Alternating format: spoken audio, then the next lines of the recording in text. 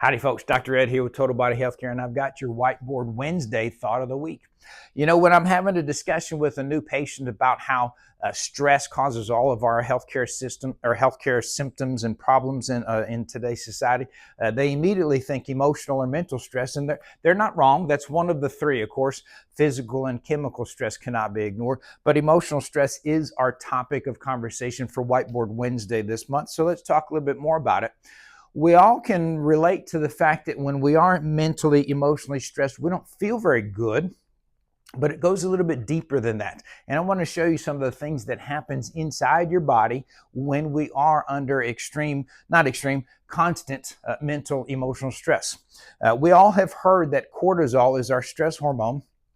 It's a very, very important hormone. It's very important in our fight or flight response. We have to have it. Matter of fact, if you don't have cortisol, a cortisol reaction in a fight or flight response, there's probably not going to be a good outcome for you in that scenario. So it's a very important hormone. We need it in high doses, but for short periods of time. The problem with mental emotional stress that we're under all the time is it's a low dose of cortisol, but it's there all the time. It's still doing some of the same things. For instance, when you're in a fight or flight scenario, believe it or not, cortisol is going to cause weight gain, particularly around your midsection.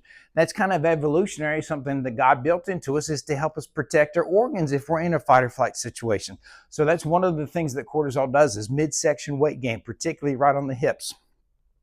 Another thing that cortisol does is it decreases the blood flow to your digestive tract and then switches that blood flow out to your extremities, your arms and legs. Because if you're in a fight or flight scenario, you're going to need blood flow to your muscles so that you can either fight or so that you can flight.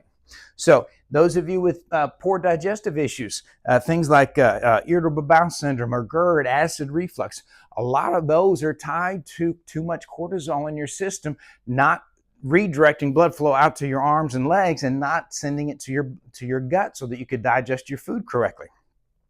Another effect of cortisol is high blood pressure, which of course goes back to that fight or flight. If we need that blood flow going to our muscles so that we can do that fight or flight, it's got to get there quickly, so cortisol increases your blood pressure. So three very common health issues in our society today tied to too much emotional mental stress. The good news for you is that emotional and mental stress is not the situations that you're in, it's your reaction to the situations you're in. So it is your choice. You can react better to those situations. Whether you can change the situation or not, that's a different story, but you can react better to them. And that's where I think the first step needs to happen. Learning to react to our situations a little bit better, lowering our mental stress, lowering our cortisol, improving our health. I'm Dr. Ed with Total Body Healthcare. Here's your Whiteboard Wednesday thought of the week.